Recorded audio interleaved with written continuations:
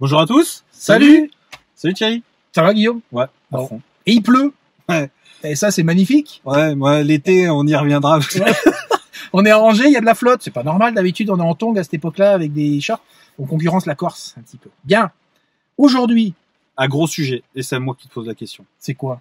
3 astuces pour décider ou faire décider. Parce que, attends, je te dis un peu, mais J'adore. on va introduire le sujet, mais c'est un sujet qui va être abordé lors du séminaire du 28 juin prochain au Parc Expo à Angers. Et c'est un sujet qui est extrêmement important. Alors, 3 astuces pour décider ou faire décider. Alors déjà, j'y vais là? Ouais, vas-y. J'ai bon là. Je peux y aller là. Lâche Décider, j'adore ça. Lâche les chevaux, vas-y. Eh ben, on m'a appris. Alors, quand j'ai quitté les pompiers là, j'ai fait une école à Limoges, elle s'appelle l'ESSEL, E2SEL. Et j'ai fait le CNAM aussi. J'ai fait le CNAM. Attends. Et non, juste un point. Bah quand même. Parce qu'on dit pompier. Non, mais monsieur était haut pompier de Paris. Ah oui. À la spéciale. Donc j'étais comme ça, respect. Physiquement. Alors, il y a 25 ans. Effectivement, aujourd'hui, c'est un peu... non, mais non. Je prends plaisir. J'aime bien vivre. Je suis un bon vivant. Moi, j'aurais quand même voulu te voir sur tes anneaux. En train de et sur les barres parallèles. Bon, c'est pas le sujet, mais j'ai des vidéos. Mais, ok, tu me montreras. Alors, j'ai appris à l'école et pas mes pairs, mais j'ai eu pas mal de pairs au sens de mentors en santé sécurité qui m'ont accompagné et je les remercie d'ailleurs. Ils savent qui ils sont. On m'a toujours dit, un mec en QHSE, HSE, c'est-à-dire cette fonction-là, elle est pas là pour décider. Elle est là pour orienter, conseiller, accompagner, former, canaliser. Eh ben, moi non. Mais perso, je sais pas vous, j'ai pas le titre de directeur. Et encore moins de responsable. Et encore surtout pas de responsable. Surtout pas. Si vous avez le titre de responsable QHSE, HSE, SST, changez. Oui. Faites quelque chose, mais encore une fois, on l'a déjà dit dans la précédente vidéo, mais avec ce titre-là, vous êtes en train de ramper avec un coup de 12 dans chaque jeu. Ouais, voilà, ouais. Vous avez une orange dans une main au cas où, et puis en image, faut vous mettre les grilles de la prison parce que c'est vous le responsable. Tant pis pour vous. Enfin bon, le sujet c'est la décision. Moi, c'est pas. J'ai appris à décider. J'ai 20 ans de job. Ça fait à peu près 10 ans que je me suis dit, mais j'en ai marre d'amener des méthodes, des sujets auprès, par exemple, d'un comité de direction et d'avoir un comdir qui prend acte de la bête, qui développe, qui la construit et qui ne s'approprie pas ce bébé-là et qui dit, bah, super analyse, super plan d'action, allons-y. Et vous y allez ou pas? Non, allez-y. Vous avez carte blanche. Ouais, carte blanche. Donc après, c'est avec mes plans d'action, moi je faisais comme ça, après chacun fait comme... D'ailleurs, on en parlera au séminaire. Plan d'action, moi j'ai toujours les indicateurs, les machins, les pilotes. Et les pilotes, pour moi, depuis 10 ans, c'est très, très, très, très souvent des membres de Comdir. C'est pas Bélanger, le pilote. Ouais, c'est la direction ou les membres du comité de direction qui s'approprient des sujets et qui les mènent avec moi, s'il y a besoin techniquement, sous l'accompagnement. Sous l'autorité, évidemment. Donc, alors ça m'est déjà arrivé d'avoir des comités de direction qui décidaient pas, ça arrive, des gens qui ils sont pas dans cette forme de décision. Au début, je me mettais dans mon bureau des fois en me disant ça me tu sais, ronger son frein, avaler des couleuvres, tous les trucs où tu te dis non, ils ont rien compris, ils savent pas comment s'y prendre, ça m'énerve et j'ai beau leur montrer, ils comprennent rien. Et tous ces trucs là, c'est fini, moi, c'est terminé. C'est plus ça, c'est je vais carrément voir le pilote et en termes de décision, t'as pris quoi comme décision? Il faut voir, je sais pas trop. Écoute, ça te va? Oui, non. C'est oui, non, oui, on y va. Non, on évacue, mais on reste pas 3 plombes sur le même truc. Et en fait, cette façon de parler là, on reste pas 3 plombes. En gros, moi, je parle comme ça aujourd'hui. Je suis pas en train de dire est-ce que ça te dérange si effectivement on peut peut-être revoir le dossier, peut-être l'amener doucement. Oh là là. C'est une perte de temps. Enfin, si vous avez ce genre de réponse-là, venez nous voir au séminaire. Hein. Ah oui. Ça va vous changer la vie. Vous serez les bienvenus. Et en fait, le paradoxe dans tout ça, entre ce que j'ai appris les 10 premières années que j'ai pratiqué, où je me suis dit mais c'est pas possible, les gens, bah voilà, je reparle encore comme il faut pas. Les gens ils décident pas, les gens ils comprennent pas, les gens ils sont pas bons. J'ai complètement changé, hein, mais complètement changé. C'est-à-dire je les accompagne même à leur niveau. C'est-à-dire eux ils décident, moi aussi, hein. On y va. C'est pas, on tortille pas. Une fois que c'est décidé, on y va. Quoi. Voilà, j'ai eu le cas ce matin là dans une de mes activités où il y a quelqu'un qui m'a passé un coup de fil en me disant ouais, on a des systèmes de bottes, voilà, des équipements de protection individuelle, c'est des chaussants. Il pleut de plus en plus, on va fermer la fenêtre sinon pas trop. Pas complètement. Pas complètement, faut de l'oxygène. Suffisamment pour respirer, mais pas pour se noyer quoi. On revient sur la décision. Ouais. Tu m'as demandé les trois grands. T'étais sur l'exemple des bottes là. Ouais. Je suis tombé sur un chef qui me dit Thierry, j'ai quelqu'un en ligne, un salarié qui me demande s'il peut lui-même s'acheter sa paire de bottes, son EPI. Et il me dit je vois pas trop, donc je lui ai dit que c'était pas forcément faisable, etc. Et je lui ai dit quel est le problème?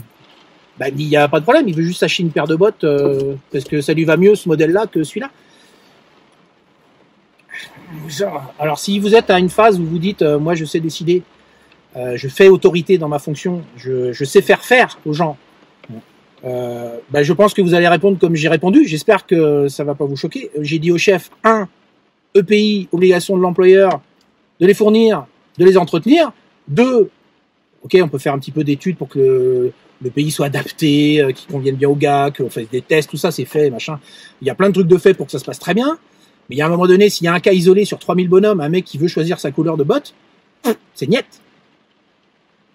Mais niet au sens, moi ma réponse elle est claire, elle est ferme, je suis bien positionné, je me suis bien mis dans mes baskets. Ça me dérange pas de dire c'est non. Je considérerais pas que c'est une forme de décision, mais c'est surtout que ça crée un précédent quoi. Et c'est tout, terminé, point. Il n'y a pas à sortiller, il n'y a pas à réfléchir autrement. Tout a été fait au démarrage pour que le gars il ait sa bonne paire de bottes, il est bien dedans, elles sont adaptées au risque, à tout ce qu'on veut. Tout ce que tout le monde sait faire. C'est validé avec les élus, c'est validé avec l'encadrement. C'est tout comme ça. C'est validé par rapport au document unique. Il y a pas lieu de changer. Pas besoin. Par contre, il y en a un qui teste. Et c'est ça le deuxième concept, enfin pas le concept, mais le deuxième élément, c'est comme les enfants. C'est comme les enfants, il y a une règle, elle est bien construite, tout le monde a bien travaillé, c'est super intéressant, les CHSCT, le CSE, tout le monde est OK. Et puis il y en a un qui dit tiens, mais moi j'essaierais bien quand même pour voir si ça passe ce que j'ai envie d'avoir pour moi tout seul. Donc je demanderais bien la petite couleur bleue sur la veste alors que tout le monde a choisi la orange parce que j'aime bien le bleu. Et ben à un moment donné, il faut savoir stop, ça s'arrête. C'est comme ça la règle. On la prend comme elle est et on vit avec. Ce positionnement, c'est pas forcément de décider, c'est le positionnement de quelqu'un qui amène des réponses claires, fermes, sensées, mais sans enrober le truc parce qu'il sait pas bien répondre. Moi, ça m'emmène deux réflexions par rapport à ce que tu dis. La première, c'est que, bien évidemment, ce qu'on dit, ça exclut les collaborateurs qui éventuellement ont besoin, qui ont des problématiques particulières et qui doivent passer par des podologues. Donc là, mais non, bah oui, mais là, ça c'est encore un autre sujet. Et en plus, quand il va y avoir des prises en charge, c'est le déluge. J'espère que vous nous entendez. En plus, il y a une prise en charge, mais ça c'est un cas particulier. Et les gens comprennent que la situation de cette personne-là, c'est un cas particulier. Et pour rien au monde, il voudrait son handicap. Donc en fait, la question qui est pourquoi lui il a d'autres chaussures, c'est tu veux les autres chaussures, tu prends son handicap. En général, fin de discussion, ça circule. Le deuxième sujet, c'est que c'est sympa là. Ouais, j'espère qu'on va pouvoir finir. Franchement, on est à l'abri. Oui.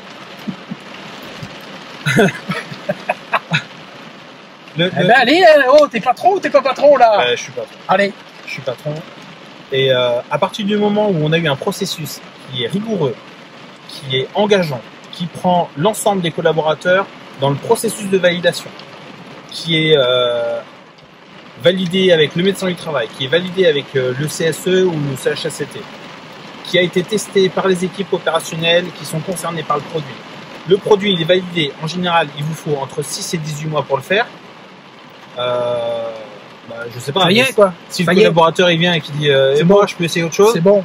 Écoute, on note que tu aurais voulu essayer autre chose pour ces raisons-là. Et puis lorsqu'on fera le prochain processus de validation d'un nouvel équipement ou de la nouvelle version de la chaussure eh ben, on te consultera ou à défaut de te consulter, parce qu'on ne va pas consulter tout le monde non plus. En tous les cas, on tiendra compte des retours que tu nous as fait par rapport au souhait que ça aurait été peut-être plus sympa avec C'est tout. le liseré bleu. Voilà, on va pas passer non plus 3 plombes sur des sujets comme ça. Alors peut-être que ça c'est le troisième, c'est la capacité à un moment donné à ne pas entretenir un sujet en permanence parce qu'il y a des gens qui voudraient revenir dessus et qui entretiennent le fait qu'il n'y a jamais de fin. C'est l'histoire des groupes de travail qui ça se termine jamais, ça n'aboutit à rien ou très peu de choses et il y a toujours quelqu'un qui ramène la question supplémentaire pour ah oui mais vous avez mis la borne, vous avez coupé le parking en deux là et comment on fait quand on a une voiture électrique? Il y a personne qui a la voiture électrique sur le parking. Mais comment on fait s'il y a personne qui a une voiture électrique et puis qui voudrait quand même venir sur le parking? Eh ben on fait pas, il y en a pas, donc on verra ça plus tard. C'est embêtant comme réponse, mais c'est à un moment donné, faut être capable de dire stop, ça s'arrête.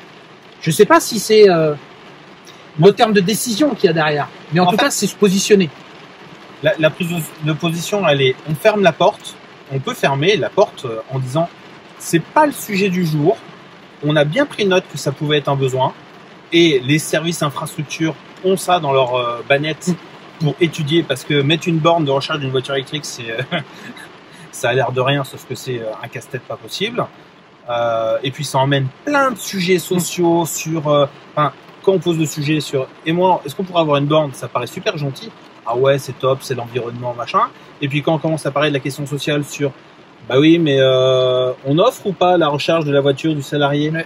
Et c'est quoi? C'est un avantage en nature ou c'en est pas un? Donc vous voyez, en fait, il y a plein de sujets qui sont hyper compliqués. Ouais.